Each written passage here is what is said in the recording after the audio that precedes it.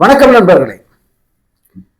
இன்னைக்கு தவேக தலைவர் விஜய் தன்னுடைய பிரமாண பத்திரத்தை தாக்கல் பண்ணியிருக்காரு வேட்பு மனுவோட. அந்த பிரமாண பத்திரத்துல அவருக்கு எவ்வளவு சொத்துக்கள் இருக்கு, அவரை சார்ந்தவர்களுக்கு எவ்வளவு சொத்துக்கள் இருக்கு, எவ்வளவு ரொக்கம் இருக்கு, எவ்வளவு கடன்கள் இருக்கு அப்படிங்கிற விவரங்களை வெளியிட்டிருக்காரு. இது இந்த தேர்தல் காலத்தில் மிகச்சிறந்த ஒரு விஷயமா பார்க்கப்படுது. ஏன்னா இந்த வேட்பாளர் இந்த தேர்தலில் நிற்கும் போது எவ்வளவு சொத்து வச்சிருக்காரு, அது போல அந்த 5 ஆண்டுகள் முடிந்த பிறகு அவருக்கு எவ்வளவு சொத்து சேர்ந்திருக்கு, ஒருவேளை ஒரு எம்எல்ஏ ஆயிட்டாலோ அல்லது ஆட்சி அதிகாரத்துக்கு வந்துட்டாலோ அவருக்கு எவ்வளவு சொத்து சேர்ந்திருக்கு அப்படிங்கிறத தெரிஞ்சுக்கிறதுக்கு இது ஒரு நல்ல ஒரு விடயமா பார்க்கப்படுகிறது. இத ஒரு கடந்த சில தேர்தல்களாக தான் இதை அறிவிக்க சொல்லி கட்டாயப்படுத்தியிருக்காங்க. அதுக்கு முன்னெல்லாம் அவங்க சொல்றது தான், இதுவும் கூட அவங்க சொல்றதுன்னா கூட மேக்சிமம் உண்மை சொல்றாங்களா அப்படின்னு தெரிஞ்சுக்க முடியும். இந்த பிரமாண பத்திரத்துல விஜய் அவர்கள் தனக்கு எவ்வளவு சொத்து இருக்கு, எவ்வளவு கடன் இருக்கு, எவ்வளவு ரொக்கம் இருக்கு, தன் மனைவிக்கு, நோட் த பாயிண்ட், தன்னுடைய மனைவிக்கு இப்ப வரைக்கும் அவன் மனைவி தான், இன்னும் விவாகரத்து கொடுக்கலங்கிறதுனால அவங்க பெயரில் உள்ள சொத்து, அவர்களிடம் உள்ள ரொக்கம், அதாவது நகை, இதை பற்றி எல்லா டீட்டெயிலும் கொடுத்தாகணும். அப்படி அந்த விவரங்களை கொடுத்துருக்காரு.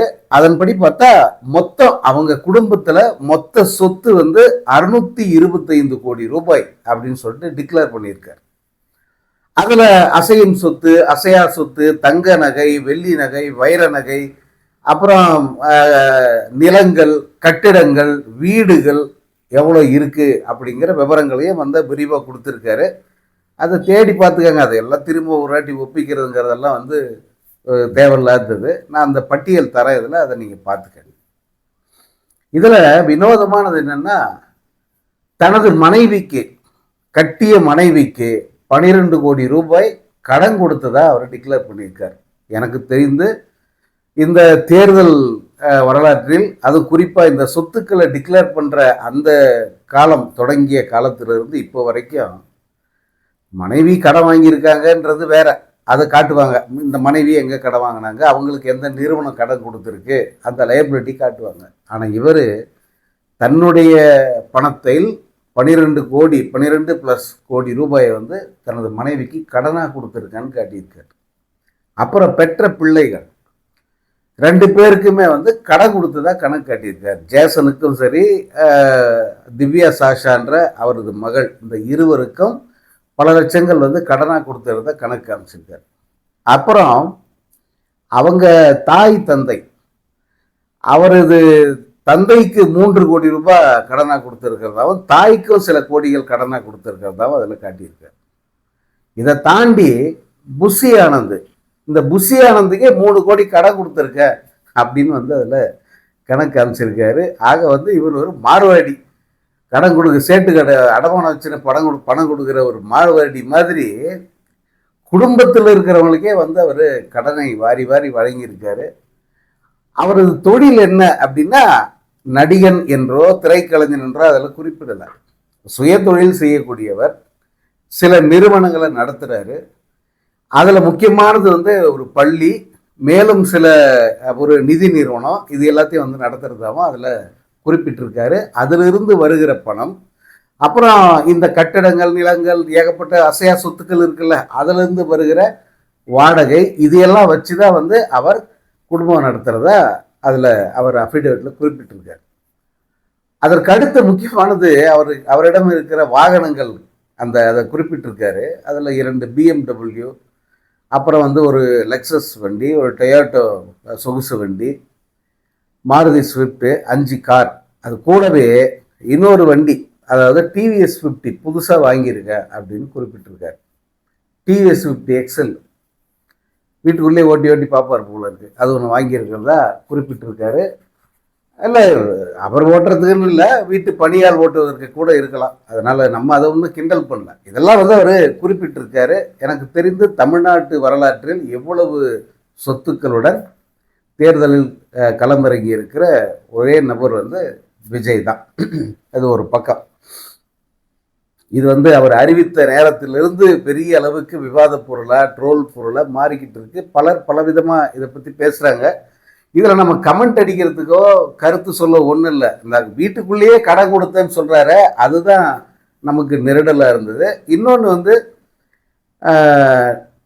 விஜய் கணக்கில் காட்டியது தான் இவ்வளோ, காட்டாம பினாமி பேரில் இருப்பது எவ்வளவு, அந்த கேள்வி இருக்கு. அதை யாரும் பெரும்பாலான அரசியல் தலைவர்கள் உண்மையா இருக்கிறதுல உண்மையை சொல்றதில்ல. விஜய் கணக்கில் காட்டப்பட்ட சொத்து என்னவோ அதை மட்டும் தான் சொல்லியிருக்காரு. கணக்கில் காட்டப்படாத பினாமி பெயரில் இருக்கிற அல்லது தனக்கு விருப்பமானவர்கள் பெயரில் இருக்கிற சொத்துக்களை எல்லாம் எப்போ அதை சொல்லுவார், அதெல்லாம் வெளியே வருமா, இந்த கேள்வி இருக்கு. எனிகோ அவருடைய சொத்து விவரம் இது. அடுத்து பார்த்தீங்கன்னா அந்த முதல்ல பிரச்சாரத்தை இன்னைக்கு பெரம்பூரில் தொடங்கினார்.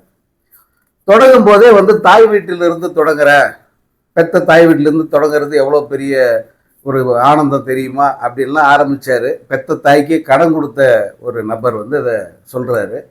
இதையெல்லாம் சொல்வதற்கு அவர் தகுதி இல்லை, அது வேற விஷயம். ஸோ அங்கே ஆரம்பித்தார். வழக்கம் போல 10 நிமிஷம் திமுகவை திட்டி தீர்த்தார். தீய சக்தி தீய சக்தி தீய சக்தி தீய சக்தின்னு அந்த 10 நிமிஷம் பேச்சு முழுக்க திமுகவை மட்டுமே திட்டிக்கிட்டு அங்கிருந்து ஒரு ரோட் ஷோ மாதிரி போயிட்டு அப்புறம் கொளத்தூரில் போயிட்டு திரும்ப திமுகவை திட்ட ஆரம்பிச்சார். மைக்கு வேலை செய்யல, அதுக்கு திமுக காரணம் அப்படின்னு கூட சொல்லியிருப்பாரு. தொடர்ச்சியாக மைக்கு வேலை செய்யல. நான் சொல்றது கேட்குதா, பேசுறது கேட்குதா, மைக்கு சரியில்லை, மைக்கு வேலை செய்யல அப்படின்னு சொல்லிட்டு அப்படியே ஃபேட் அவுட் ஆகல இந்த சினிமாவில். நான் வர வர வர வர அந்த மாதிரி டப்புன்னு காணாமல் போயிட்டார். இதை பேசி முடிச்ச கையோட அங்கிருந்து விஜயனுடைய வண்டி நேராக அண்ணா நகர் வழியா நீலாங்கரைக்கு பறந்துருச்சு. நீலாங்கரையில் தான் ஒரு வீடு பங்களா இருக்கு. என்னடா ஆச்சு, ஏன் திடீர்னு காணல? வில்லிவாக்கம், அடுத்து வில்லிவாக்கத்துல பிரச்சாரம், அண்ணா நகர்ல மக்களை பார்த்து கையை செய்கிற வரவேற்பை ஏத்துக்கிறாரு அப்படின்லாம் அனௌன்ஸ் பண்ணியிருந்தாங்க. ஆனா அந்த 2 ஷெட்யூலையும் கட் பண்ணிட்டு நேரா விஜய் அங்க போயிட்டார். என்ன அப்படின்னு விசாரிச்சா இவங்க வெளியே சொல்றாங்க என்னன்னா, மக்களுக்கு பாதுகாப்பு இல்லை, அந்த தலைவருக்கு, அதாவது தாவேக தலைவர் விஜய்க்கும் பாதுகாப்பு இல்லை, அதனால இப்படி ஒரு சூழல்ல நான் இந்த பிரச்சார பயணத்தை தொடர முடியல, அதனால வேறொரு நாளில் நான் வில்லிவாக்கத்தில் பேசுறேன், அதனால இப்போ என்னை விடுங்க போதும் அப்படின்னு சொல்லி திருச்சி அவர் போயிட்டாரு அப்படின்னு சொன்னாங்க. உண்மையை விசாரிச்சா விஜயால தாக்கு பிடிக்க முடியல. திரும்ப சொல்றேன், நான் இதை கிண்டலுக்காகவோ விஜயை திட்டணுங்கிறதுக்காகவோ நான் சொல்லலை. விஜய் தேவையில்லாத அணிதான். விஜய் இந்த தமிழ்நாட்டுக்கு தீய சக்தி தான். விஜயால இங்க ஒரு மண்ணும் ஆக போறது இல்லை. ஆனா இந்த அரசியல் களத்துக்கு அப்படின்னா வேட்புமனு தாக்கல் பண்ணிட்டாரு, எவ்வளவு சொத்து இருக்கு என்னங்கிறதெல்லாம் சொல்லிட்டாருல்ல. அப்போ அவரு ஒரு போட்டியாளராக களத்தில் நிற்கிறாரு. அவர் என்னென்ன பண்றாருங்கிறத முழுசா சொல்லணும்ல. இப்ப வெளியில் சொன்னது இதுதான். வெளியில் சொன்ன காரணம் என்ன, போலீஸ் பாதுகாப்பு தரப்படலை, சரியா இல்லை, மக்களுக்கு பாதுகாப்பு இல்லை. ஏன்னா காலையிலேருந்து வெயிட் பண்ணுகிறான் வில்லிவாக்கத்துல. அந்த கூமுட்டைங்களுக்கு பல முறை சொல்லியாச்சு, அவன் வர்ற நேரத்துக்கு வந்தா போதும், எதுக்குடா நிக்கிறீங்கன்னு பல முறை சொல்லியாச்சு. ஆனா அந்த ஸ்ட்ரென்த்தை காட்டுறதுக்காக கூட்டத்தை கூட்டுறான். ஒரே கூட்டம் தொடர்ச்சியா ஓடிக்கிட்டே இருக்கு. இப்போ இந்த பெரம்பூர்ல இவன் பேசும்போது இருந்த அந்த கூட்டம் தான் கொளத்தூருக்கு வருது, பின்னாடியே வருது. அங்க கொஞ்சம் பேர் இருக்காங்க, 2 சேர்ந்தா பெரிய கூட்டமா தெரியுது. ஆனா ஆரம்பத்துல கூட்டமே இல்லை. இப்ப இந்த கூட்டம் தான் வில்லிவாக்கத்துக்கு போகுது. வில்லிவாக்கத்துல அதே கூட்டம், ஒரு கூட்டம் நிக்குது. எப்ப நிக்குது? 4 மணி நேரமாக வெயிலில் காத்திருக்காங்க. சிலருக்கு மூச்சு திணறல், சிலர் மயக்கம், வெயில்ல தாங்க முடியல அப்படின்னு ரிப்போர்ட்ஸ் வருது. இன்னொரு கரூரோ அல்லது அதை விட மோசமாகவோ மாறுவதற்கு வாய்ப்பு இருக்கு அப்படின்னு தெரிஞ்ச உடனே போலீஸ் மேல பழியை போட்டு இங்கிருந்து கிளம்பிட்டான். இன்னொன்னு என்னன்னா, இவனால தாக்கு பிடிக்க முடியல. இந்த வெயில் தொடர்ச்சியாக அந்த பரப்புரைங்கிறது சாத்தியம் இல்லாதது, தனக்கு அது ஒத்து வரலங்கிறத விஜய் முதல் பரப்புரையிலே சொல்லிட்டான். நான் எவ்வளோ வசதியை விட்டு வந்துக்கிறேன், சொகுசா இருக்க வேண்டிய நான் அதெல்லாம் விட்டுட்டு உங்களுக்காக வந்திருக்கேன். ஏண்டா கொஞ்சமாவது அறிவு இருக்கா உனக்கெல்லாம்? மான வைக்க எதுவும் இல்லையா? உனக்கு இந்த வசதி முக்கியம்னா போய் இருந்து கடை மயிறு. உன்னை எவன் வர சொன்னான்? எதுக்கு அதை சொல்லி காட்டுற? விட்டுட்டு வந்தன்னா சொல்லி காட்டக்கூடாது. என்ன மயிருக்கு சொல்லி சொல்லி காட்டினுங்கிற? நீ எவ்வளவு பெரிய கோல்டு ஸ்பூனா இருந்தா யாருக்கு நடா வேணும்?